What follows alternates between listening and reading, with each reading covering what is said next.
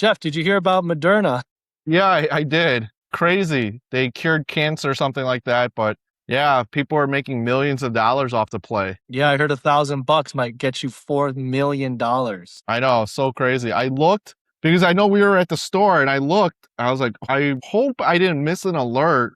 And then I looked, I was like, oh, it was all last week. So maybe people just got back again this week, anticipating some type of news on it. I didn't see any alerts on Moderna, but They were somebody always knows. they were small bets. They're not big enough to they're like 300,000 someone's betting out there. Small amounts, I guess, in comparison that would really catch your attention.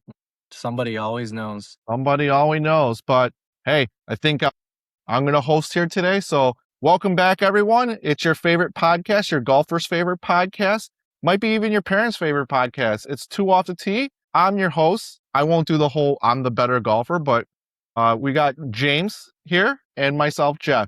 So on the docket, we got a lot of things to cover here, James. We got celebrities starting their own YouTube channel. LeBron James.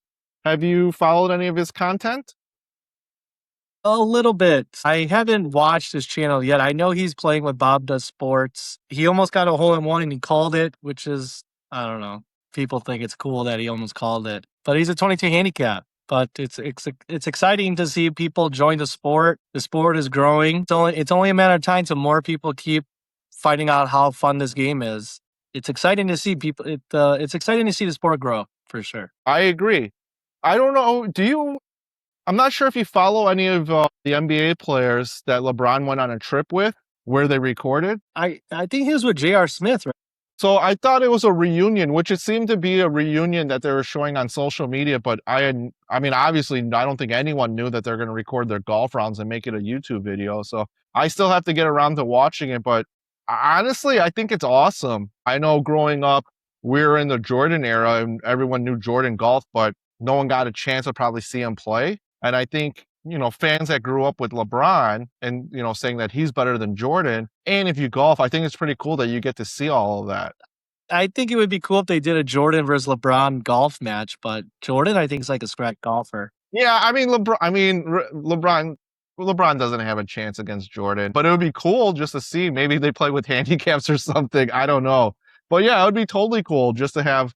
I would totally watch a 4-hour round with Jordan and LeBron in a cart with the GoPro, shooting the shit, playing around, and just picking each other's brain about basketball, golf, and whatnot. I think it would be pretty cool. I think it would be interesting, but I'm not even sure if they're like friends. I don't think LeBron is friends with Jordan like Kobe was. Yeah, I'm not sure. I'm sure they talk here and there, but I think at least the stories from Jordan is that Kobe would bug Jordan all the time and try to pick his brain. And I think LeBron probably doesn't do that, but I think that's the tough part with LeBron is he comes off so arrogant. And I don't think anyone's actually said like, yo, he's like a very coachable person type of thing or seeks information. Maybe things come to him so easily that he doesn't, at least on the court. But yeah, I think it's pretty cool to see him at least golfing and picking up the game. I don't know if I want to see him and Kevin Hart play it out there, but hey, man, maybe. I don't know. I do actually enjoy watching bad golf. I don't know if it's bad golf, but it's relatable golf. You are correct, James. Relatable, not bad golf. Because it's more relatable. Because watching like good and it's fun to watch, or just like the pros. It's fun to watch good golf, but there's also a side that's very fun to watch. Bad relatable golf. I agree. And what's crazy is before we started this, I was just messing around on social media and I was listening to an interview. I think it was like the Foreplay podcast.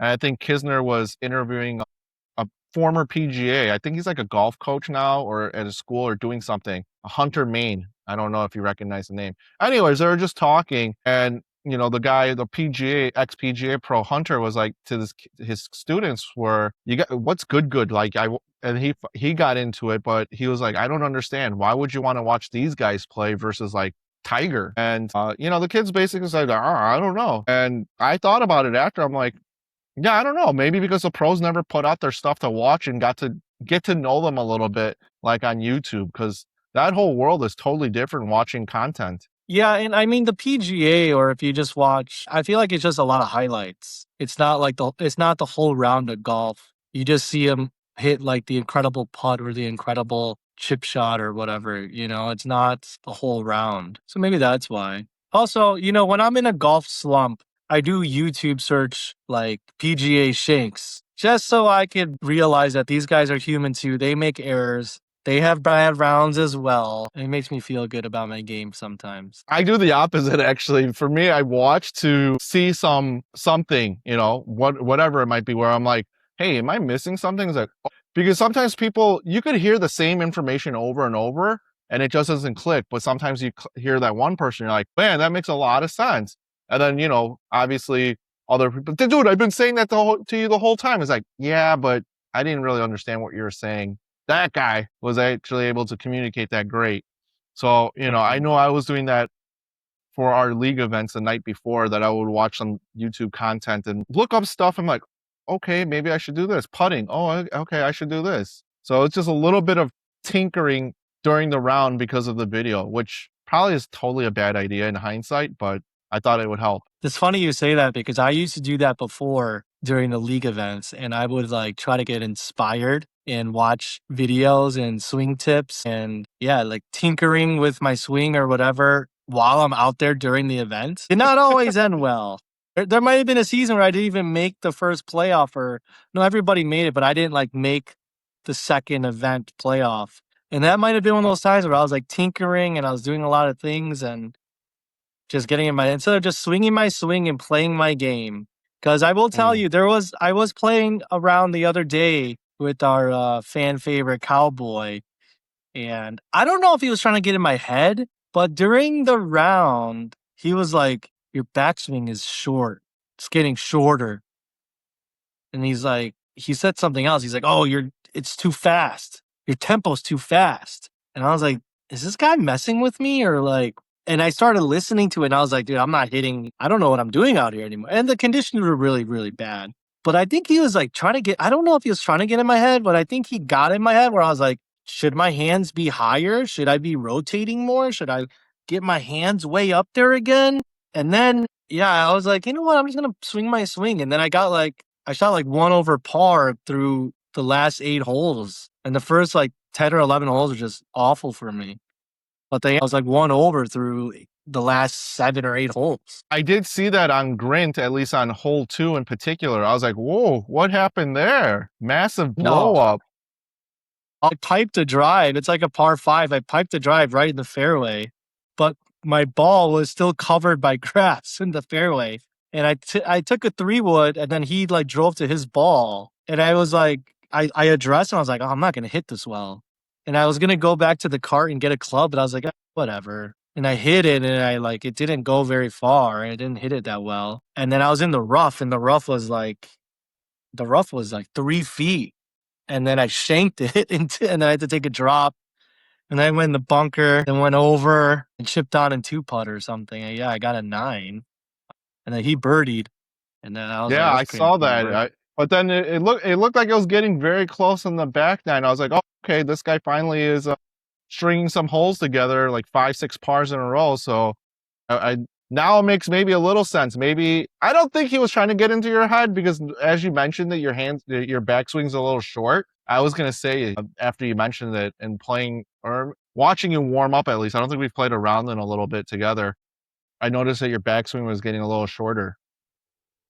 I got So, the well, Jon Rahm thing going on. well, speaking of the short backswing and Jon Rahm, let's move on here. We got this whole situation with Liv and Jon Rahm. I don't know what you've heard so far, James, but I read that potentially for him to come back, it's a $25 million fine. That's what I read too. Hefty. Yeah, are they trying to send a message saying, "Hey, you should have taken our offer when we first, presented it"? Are you saying that the first offer is the best offer and it gets progressively worse? It usually is, and there's not a lot of live players who like would make it to the PGA. I think there's only a handful of people who would be allowed back into the PGA. Not a lot. I don't know who's gonna pay that fine though. His sponsors? You Well, don't I think mean, so? no, because okay, and I don't know if you got a chance to hear the two different sides with Rory and Scottie Scheffler, where they asked about the Live guys coming back on tour. Did you hear their takes? I think I was driving home from Simmy's and I think I saw it, but I like skipped to the next video. So why don't you tell? I think Scotty said something nice. I think Rory was just being Rory and didn't Yeah, say yeah. anything. Basically, like Scottie was like, yeah, there's some of the greatest players in the world. I would love to compete against them, right? Such a PG answer. And maybe it's actually true and genuine. Whereas Rory basically said, well, what value do they bring? What do they do for Live? Because if they brought so much value, then we wouldn't have the discussion. I hate They wouldn't Rory. be filing. Really? I don't like Rory. Why? Because he's like confident, cocky, arrogant. What? He says things like that, or he'll be like, Bryson is just like doing stuff for show or attention, and Rory's like breaking clubs and slamming it in the ground and bending it in the ground and breaking it. He's throwing his club in the water. Rory's a little.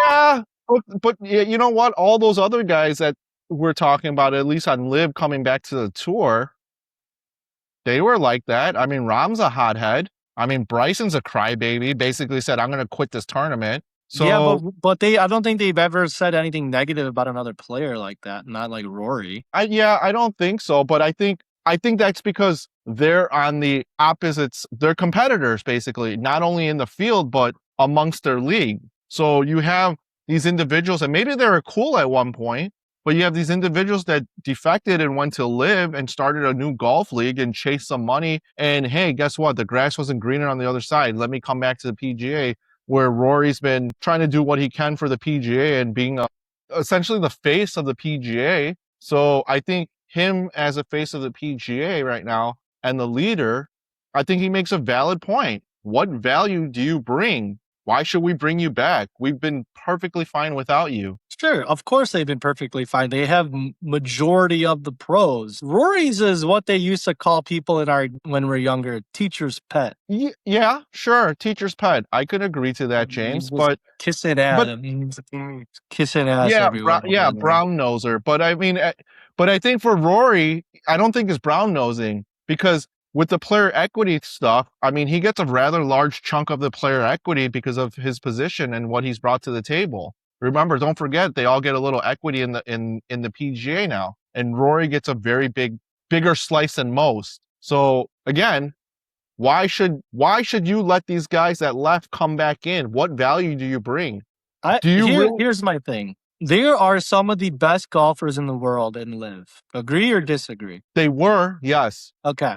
So the PGA is a place where all the best players in the world compete. It's not, there are a handful who are the best in the world in Live. And if you want to compete with the best of the world, you have to let them back into the league.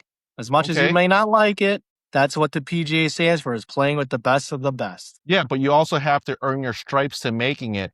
And then on your point of the best of the best, Brooks has done nothing since he's come back. He actually didn't even make the FedEx Cup, and he was talking about it, how he played so.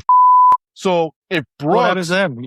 He goes back? no, Brooks is in. He paid his penalty, but they brought him back. But what has he done this year? Right? That's the big question. What has he done? You were a big name. You chased and got the paper. Now you're back on tour, paid a little bit of a fine. You couldn't even make the FedEx Cup this year. You couldn't make the playoffs. Like, how much of your game is whack now because you went to Live? And then if Brooks is kind of an example, I would say that, hey, this guy didn't really do that great this year, and we expected him to at least make the playoffs. What is Bryson and then Rahm going to bring to the table? I still think they're some of the best players in the world. If they come back and they prove they're not, then maybe they got to go back to like the Corn Ferry.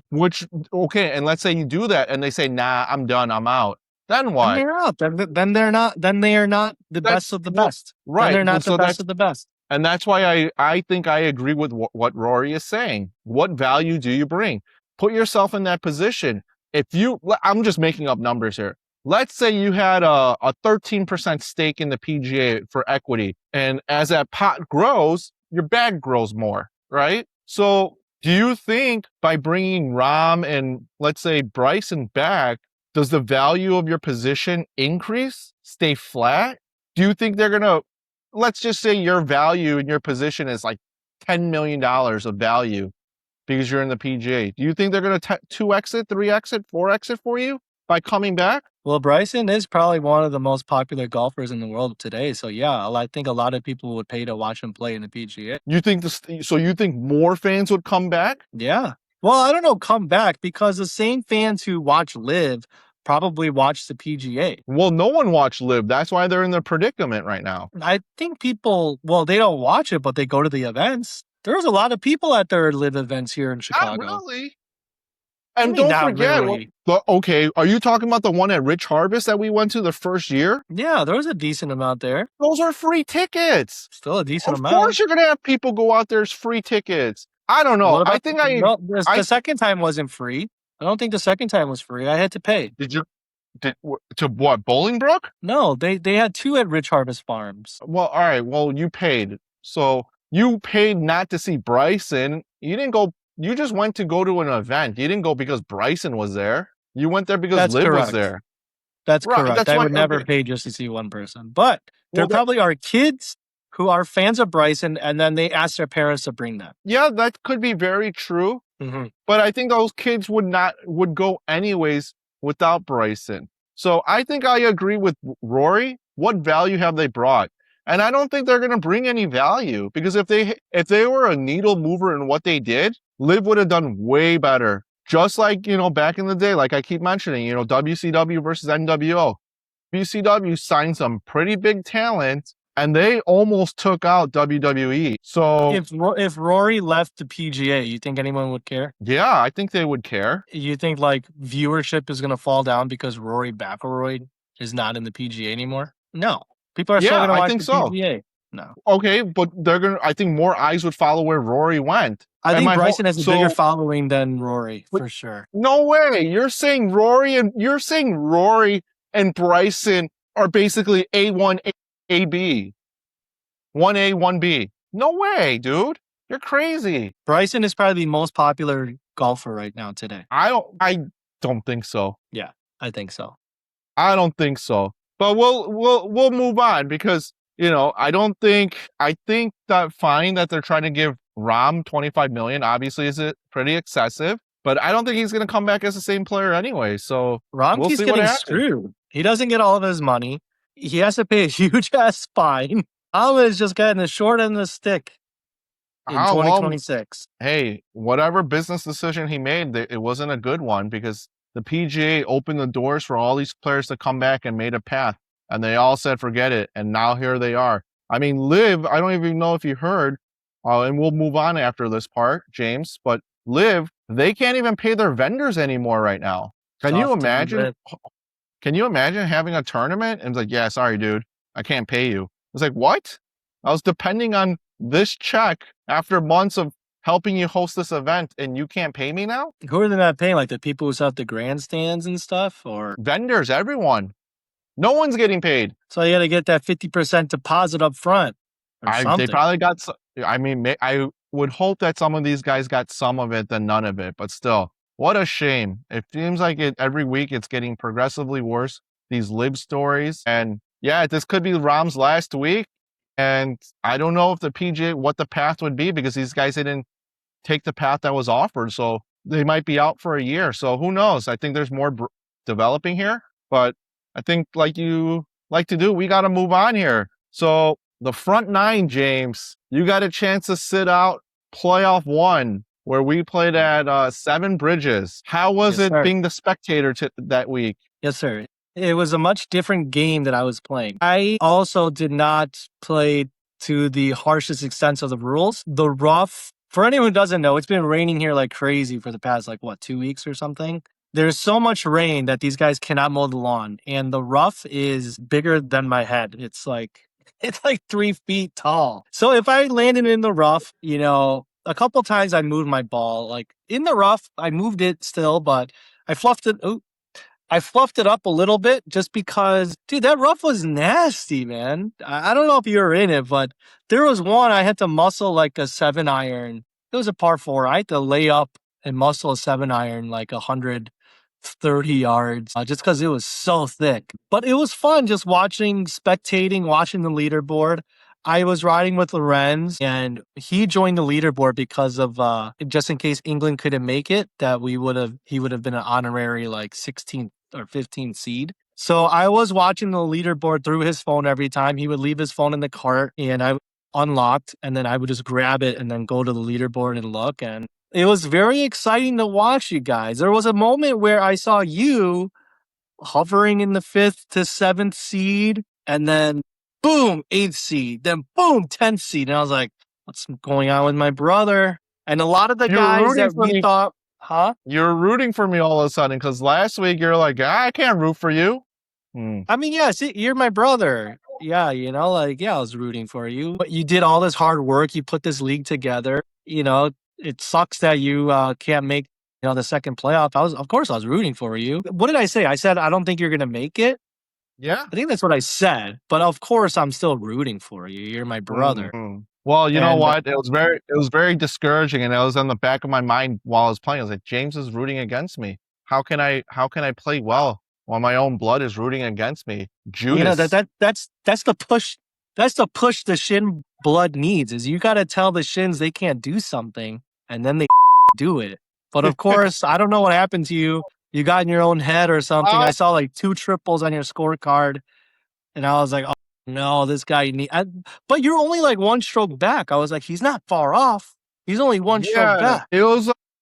I don't know what happened for whatever reason. I'm not gonna blame the situation, but I remember the instance where things started changing for me. So I think I did kind of all right on the front nine for the most part. Like it wasn't very strong, but I didn't get into a lot of trouble. So I thought I was pretty comfortable in the front in the mix. I wasn't, losing a lot of ground. The back nine, obviously hole 10, everyone knows about it. I drove a great shot. So the last 2 or 3 times I played, I've hit a great drive where I was maybe 200 yards out for an eagle look, right? And every time I've played it, without realizing it, I landed in front of the green, just short of it to chip on. And I was in the same situation. And then I remember I was further up than Willie, and Willie's like, hey, if you're ready, go ahead, go. I was like, yeah, sure. Why not? I'm feeling okay. And then I looked and I assessed, I'm like, hey, this is a little bit more meaningful. Let's not try to be too crazy here because, maybe I might come over the top or slice it or pull it into the water. Sounds like just a nice, easy swing. Let's just get it out there. And then as I was doing, I went way too easy and I chunked it. So I almost went in the water. So I was in the tall grass spot. And I was like, man, that was stupid. So I had to punch out of that. Got out, whatever, right? Got a double, it turned out. So I was like, damn, one mistake. So then 11, I was like, all right, it's fine. Part 11. Hole 12. Hole 12 is becoming a nemesis hole for me. Again, for the most part, on the drives on that hole, I'm generally safe. I'm either in the fairway or first cut, like right on that bunker side, on the right side. Safe around there where I have a look. So, either if you hit the fairway, you could cut it over the bridge, or if you're on that right side, probably not. So you just hit it straight. For whatever reason, and maybe the rough was a little thicker than I expected, I just duck hooked that into the water. I was like, oh no. Took my drop, same thing. I was in the rough, got over. And then this is what happened to me. So my ball was over. I was on the bunker side and I saw a lot of mud on my ball, but I was in the rough. And I know that we told everyone, hey, live clean in place is perfectly fine for the day. But then my group were like, hey, are we just doing it in the fairway or in the rough? I'm like, I don't know. I thought we were doing it everywhere. They're like, no, fairway only. I'm like, all right, fine, fairway only. And I had it and I was sitting there thinking, I'm like, I hope the other guys behind us are doing the same thing because I feel like they would, because of the little ambiguity to the rules, that they might just play lift clean everywhere. And then I chunked it in the bunker and I got whatever, a triple or a quad on that hole because just mistakes. And then actually the next hole is a par 3. I ran into a Bryson moment. My ball hit not the fairway, but the rough, the side of the green rough, and then it bounced and it trickled right into that tall grass area. And I was like, oh guys, I'm safe. I'm like, hey, I got a Bryson situation here. I don't know where I can step because if I step here, I might be improving my lie. And there's no reason for me to directly attack the pin. So I was like, it only makes sense for me to hit towards the backside of the green actually, because I would have the most amount of room. But I'm like, I don't know how to stand. So I was like, you know what? I have no choice. I'm just going to stand on the tall grass. And if it improves my lie, it improves my lie. And it's not like I'm trying to do it intentionally and trample around. So, anyways, on my backswing, I hit the tall grass and it got stuck. So, basically I whiffed. So that's probably where you heard me drop the loud F bomb, where you said, No, I was probably way ahead of you guys. but yeah, I mean, yeah, at that point, then I was like, damn it. And I just felt like I kept looking. I was like, oh my God, this is such an uphill battle right now. I'm making things worse for me. And then Willie was playing really well too on the back nine. I was like, oh man, this guy's clawing back. And that short par three, that's what I think sealed it pretty much. We're basically on rag. I rolled off. I was on first cut.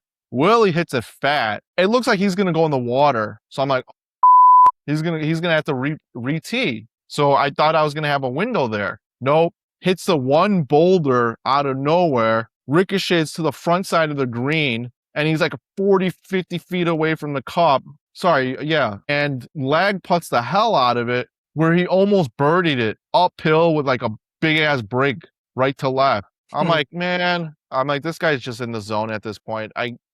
He's not making any mistakes. And the one mistake he did, he caught a break. Because if that went in the water, I think he would have had a meltdown. Yeah, it's unfortunate. I was really rooting for you. I was watching, and then on 18, because I think I was the only one of the few watching you guys come in at 18. I saw you in that fairway bunker for like 7 minutes. I don't know what the hell you were thinking. You were in there forever. You're just looking around. And then I thought you were gonna Yeah. go I mean, for it, and I thought you chunked it, but apparently you did that on purpose. yeah. So I was thinking about it because it was, there was rain. It was a little muddy. And I thought to myself, if I don't hit this clean and get on, most likely I'm taking a penalty. So I thought that wouldn't really make sense. So I'll just lay it up out of here, get on for 3 and 2 putt. Best case, right? That's what I was thinking because I got 1 stroke. But at the end, because I didn't look, but I thought that would have been enough, or birdied it, I think I needed to do something. I needed to do something. So that's kind of what was running through my head, that I didn't want to have the hole get worse than it was already being in the fairway rough. So that's what I did. But yeah, that was kind of the results of mine. But you mentioned something about Lorenz joining the leaderboard. Did he just check out all of a sudden when Matt arrived? No, he was still playing his heart out. Like, he was trying his best. I think the back nine really got to him. Like, I think hole 15, my group was like, let's do a 2v2. And then it was like me and Dina versus Lorenz and David. And then I basically went like par, par, par, par. They were like, because I was just kind of dicking around, and they're like, oh, let's play for a drink. And I was like, okay. And then I literally went like, yeah, 15 par, 16 par, 17 par, 18 par. And they're like, oh, you just need to bet James. And all of a sudden he just pars out. And I was like, yeah, I guess I don't want to lose. And then Dina was on my team. I was coaching her. I was like, this is where you want to aim. Aim for that. Go right there. And she did everything I basically said. The moment she decided to do whatever she wanted to do, she ended up in the greenside bunker in the most horrible lie that you could ever find yourself in. And we drive up and she's like, oh, I already went. And I'm like, okay, where'd you go? She's like, in the bunker. And I'm like, okay, can't be that bad. Terrible lie. And I was like, Dina, do not do anything else until I get there and I tell you what to do. But we won. We got a free drink from them. I didn't use that drink yet, but yeah, they owe me a drink. But the top, it's not called the Elite Eight. It's called the Championship Eight. Yes. The Championship Eight. Or is that what it is? I don't know. I was kind of coming up with names, and we'll figure out a name. I do actually like the overall name of a Tournament of Champions. So Champion 8 or Tournament 8. I don't know. Elite 8's fine for now. But yeah. Well, last year you had me change it to Championship 8. Yes. So we The can Elite stick with 8 sounds Championship. better. It does sound better, the Elite 8. We can go back to the Elite 8. Yeah. Anyways, congratulations to Mike, Asian Wick, Ross, Willie, England, the Aussie, Tom Kim, and Sun. Sun shot a 79 there or something. And then Asian Wick, oh my gosh, there was drama on the 18. He had like a 1 foot putt. And I mean, it was probably like maybe a foot and a half, or it might have been 2 feet. I don't know. It was really close. It was because I couldn't see it from where I was on the cart path. He probably had like a 2 foot putt, and he just hit the left side, and it just lips out. And I was like, "My God!" And that put him in like that dropped him down to like 10th place. And I was like, "Oh, what a way to not make the playoffs!" But all of you guys all messed up and choked, and then he basically tied for 7th with I think Ross and well, was it a 3-way tie? I don't know. I know Juan was in the mix, and then Andrew's like, "Oh, Juan blew up." I was like, "Oh." So I was like, okay, I need to close the gap on Juan here because he it looked like he was gonna make the playoffs. I'm like, no, cannot let this guy make the playoffs. I gotta keep fighting and playing. I can't check out. And then I heard he blew up. That's why in 18 I was thinking about what I needed to do, without looking at the leaderboard exactly. So I was on the fence. But then when you told me that Asian Wick missed that putt, and then he was kind of on pins and needles because Jenny could have knocked him out or pushed or something. It was getting close. So Everybody I'm sure choked on that, 18. yeah, I'm sure the pressure got to him a little bit because it, like, things matter. I know for the most part when you want to play for fun and things like that, yeah, whatever, who cares, right? But when you're competing against 15 individuals and only 7 could advance that day, hey, the nerves start kicking in a little bit. I don't care what you say. At a certain point, nerves start kicking in. You're like, yeah, my hands are shaking a little bit. It's like, oh, my heart's racing a little bit here. What's going on? Or that first tee shot, you're like, whew, glad I didn't that one up. Yeah, I was kind of wondering if it was easier if you were in the front of the pack or at the end of the pack. Because if you're at the front, you could just kind of play and you have to play your best, and that's about it, right? But if you're the last group coming in, you know what you have to do, but that could add some added pressure where if you're on the bubble, you're like, oh my God, I cannot mess this shot up. So Yeah, and I would not sure if it's say, better or worse being in the front or the back. I don't know, but I do feel like a lot of people in the league are tuning out of the leaderboard and focusing on their game more because everyone knows when you talk about the leaderboard, you put the hex on them. And I I'm think gonna the probably problem talk about it all day long then. I think the yeah, you should because I think the problem is when I was with Andrew, that guy just watches the leaderboard all day long. What's going on? So, I think maybe subconsciously I'm like, shoot, okay, I have a chance. Oh shoot, I'm falling back, so I have to do something. And he's just having fun. And I don't think he really does it because it's intentional. I think he's just having fun with it. And I have fun watching the leaderboard too, because I'm like, it's close. Oh, this is going on. What's going on here? I'm like, oh, Sun's like -5. I'm like, he's playing lights out right now. But terrible way to end the season for me. Good luck to you, James. We got playoffs second event coming up in 2 weeks. So 10 days from 10, today. 10 days, 10 days. And a word from our sponsors. Welcome to Simmy's Golf. If you're new to the show, we are opening up an indoor golf simulator here locally in the Chicagoland area. It'll be in Carroll Stream.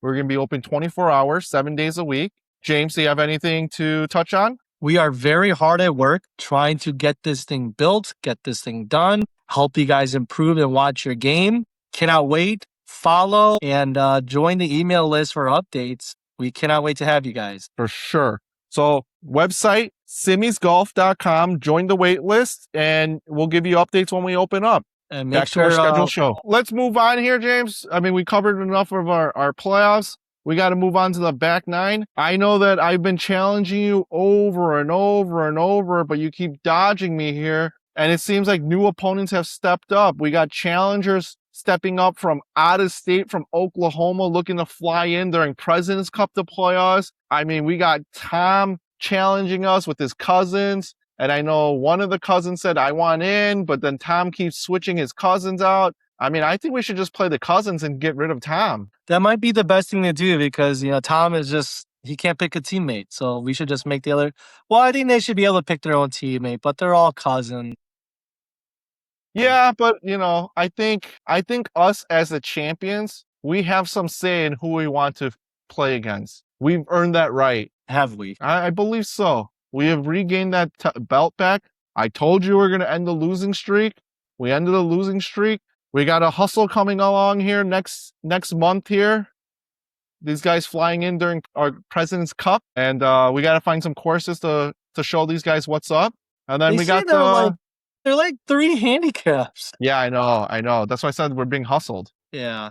I'm a little But as worried, a but I world's mean, not too worried. Hey, but as the world's greatest golfing duo, we have to play everyone. And at least right now, our focus is out now on the Kims, and I don't know which one is going to step up because they all want a piece, but you know. Well, maybe when this episode airs, they will figure out their Well, team. I mean, we invited one of them to be on so we could talk about it, but he got so scared that he backed out of the episode. That's You know, true.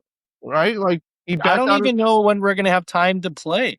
It's hard to find well, time to play, to be honest. I know it's very difficult, but I'm saying, we could just stay 1-0 against Tom and the Kims. Obviously he ditched us on today's episode where we could have easily talked about this and, mapped out the rules and things like that.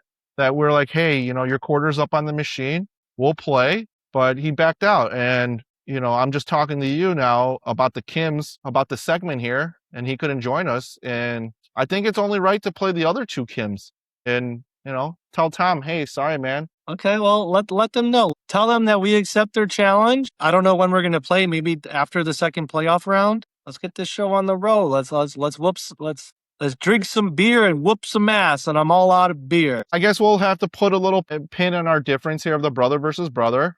You should have bet me last week. It would have been an easy hundo for you. But hey, I didn't.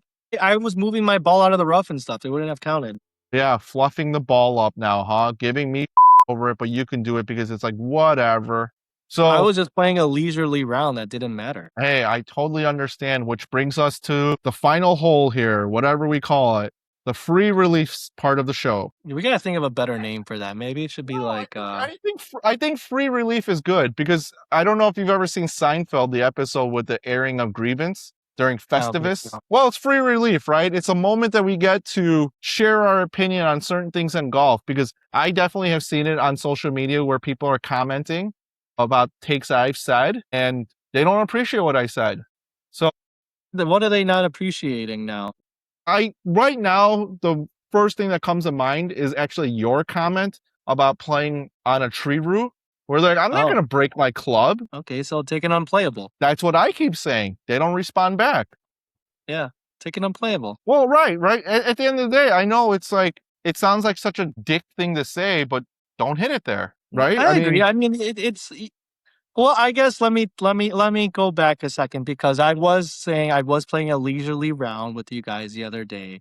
I didn't take it that seriously. So if there's people who are not taking it seriously, do whatever the hell you want out there. But if you're trying to play for your handicap or play your buddies for bragging rights or money or whatever it is, the rules of golf need to be followed for sure. And if you're on a tree route, just punch out straight right or left or wherever you're at, get back in the fairway and try to stick it and get on the green or take an unplayable. It is what it is and it sucks. And sometimes that's golf. You're not going to hit every single fairway.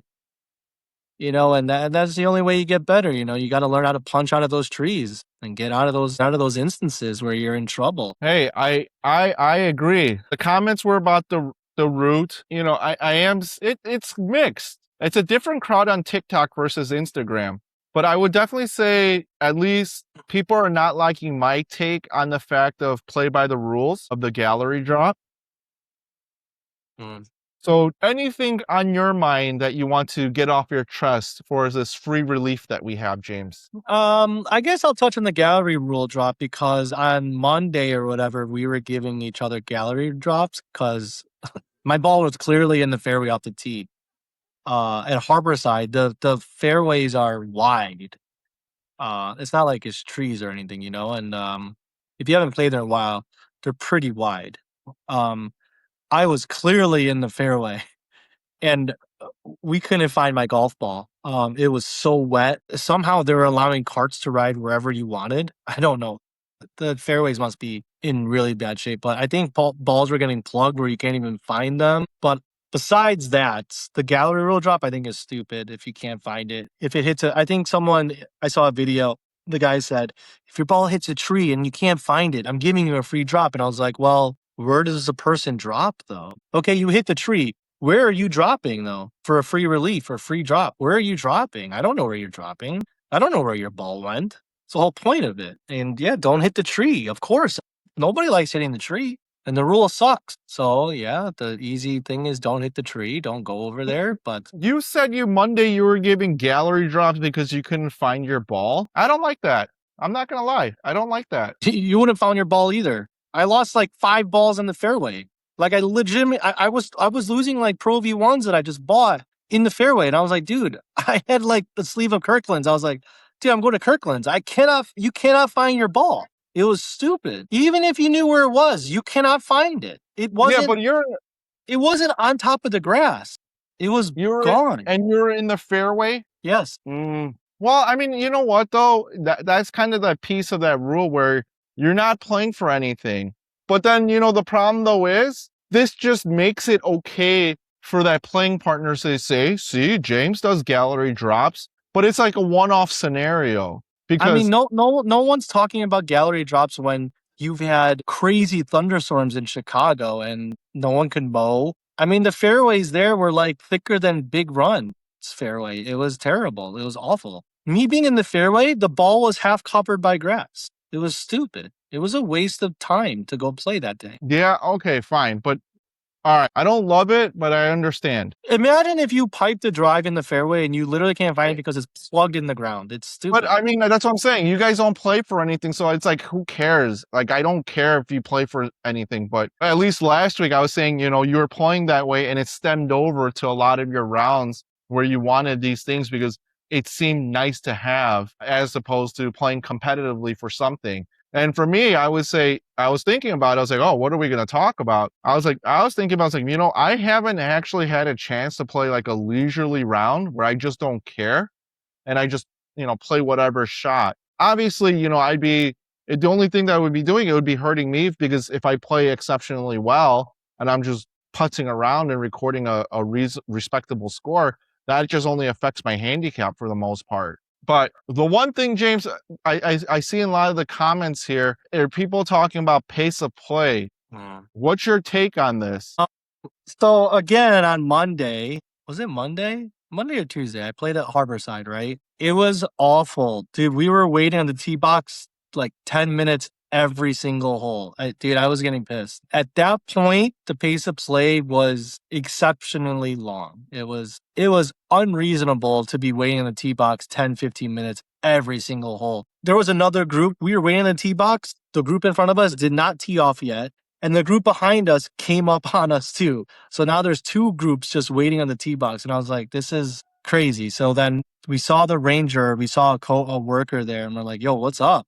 And they're like, well, there's another group ahead of the group in front of that group. One of their playing partners hit their partner with a golf ball, and that's why they're so slow. And I'm like, yeah, but the guy got hit by his friend like 4 holes ago. The hell is the holdup? I just think they were really bad golfers. They were probably new to golf. The conditions were, dude, they're awful. So, but they finally redid their cart path, which is nice. Huge project, I guess, dollar-wise. Pace of play, I usually don't complain about the pace of play, but except that day was pretty bad. But yeah, 4.5 hours, I mean, I'm totally cool with that. But if there's like 2 groups in the tee box, that's unacceptable. For pace of play?